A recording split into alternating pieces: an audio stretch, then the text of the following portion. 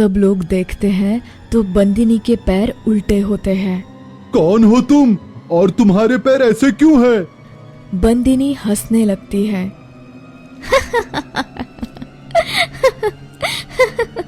मैं कौन हूँ?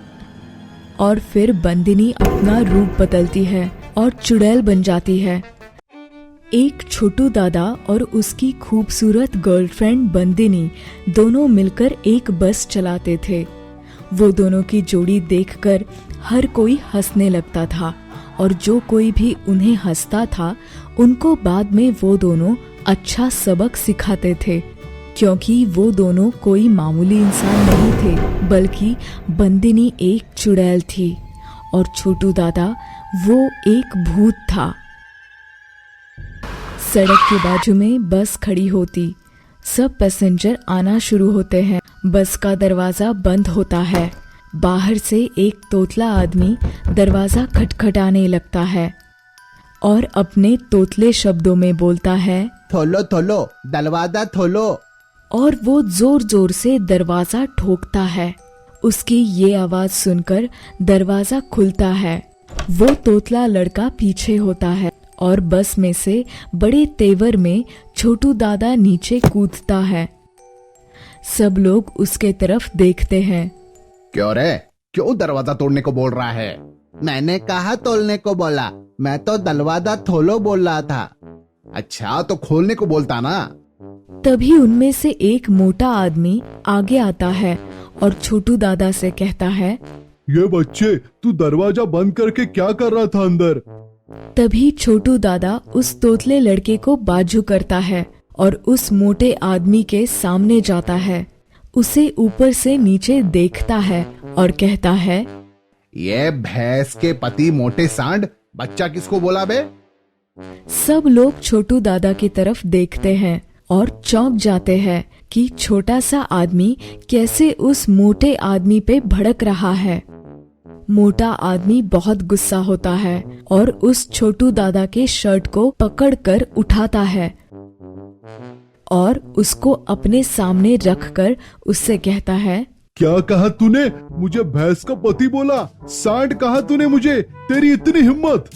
छोटू दादा डर जाता है।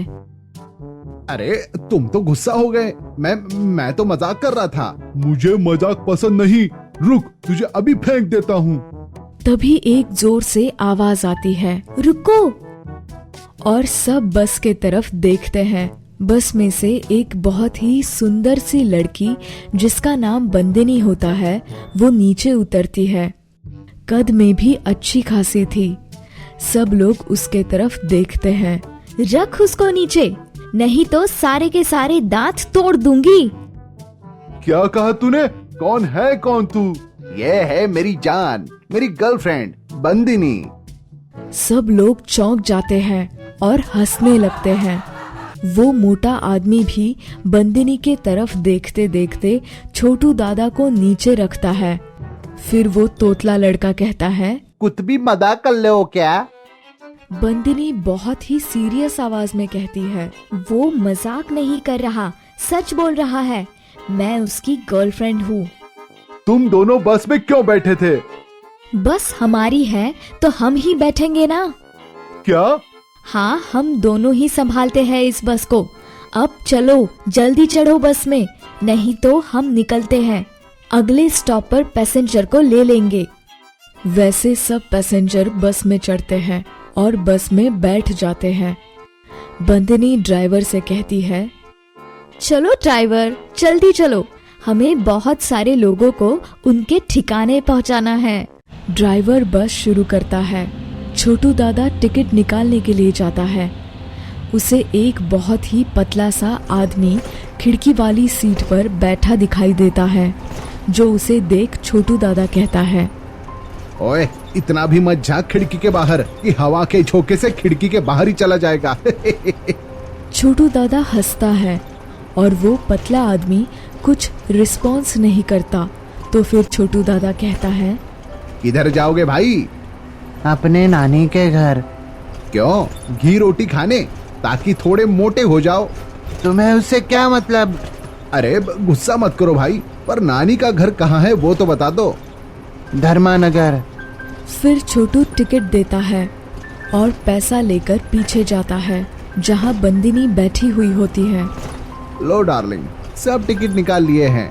फिर अचानक से बस रुकती है तो बंदिनी ड्राइवर से कहती है, ओ ड्राइवर के बच्चे, बस क्यों रोक दी?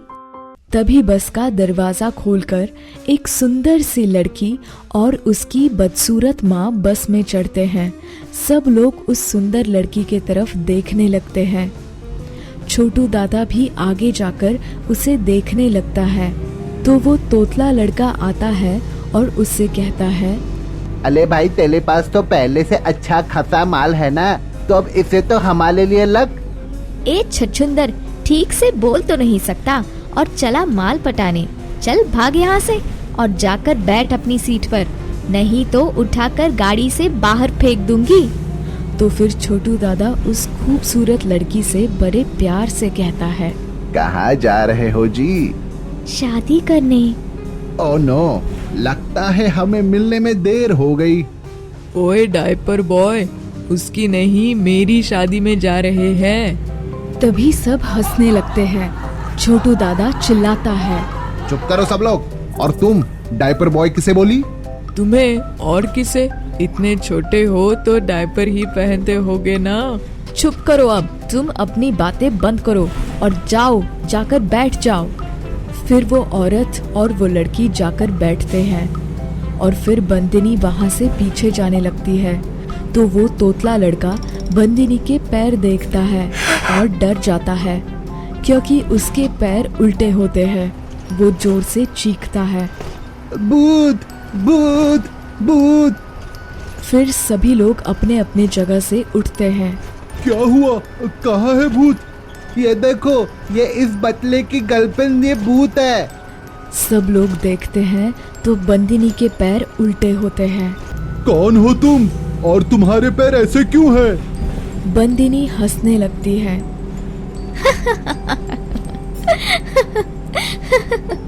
मैं कौन हूँ? और फिर बंदिनी अपना रूप बदलती है और चुड़ैल बन जाती है। सब लोग डर जाते हैं और एक दूसरे को पकड़ लेते हैं। तुम चुड़ैल हो तो इतनी सुंदर कैसे थी? थोड़ी सुंदरता मुझे ही देती, वैसे भी है तो चुड़ैल ही ना तू। माँ चुप करो ना, इधर ये चुड़ैल है और तुम्हारा क्या चल रहा है? तुम इस बस में क्या कर रही हो? तुम लोगों को ठिकाने लगाने आई हूँ। ए भाई छोटू, तू समझा ना इसे। ये तेरी डार्लिंग चुड़ैल कैसे बन गई? फिर बंदिनी और छोटू दादा हंसने लगते हैं और देखते देखते छोटू दादा भी बड़ा भूत बन जाता है। वैसे सब लोग और डर जाते हैं। ये डायपर बॉय से विशाल बॉय कैसे हो गया? सब बस में इधर उधर दौड़ने की कोशिश करते हैं तो बंदिनी और छोटू दादा उन्हें आपस में टकराते हैं और हंसने लगते हैं। आज तो हमें बहुत सारी वैरायटी मिली है ना। हाँ डार्लिंग, आज तो इन्हें मारने में बहुत मजा आएगा। तो फिर कहाँ से शुरुआत करें? इस मोटे आदमी से। इसने मुझे उठाया था और फेंकने वाला था।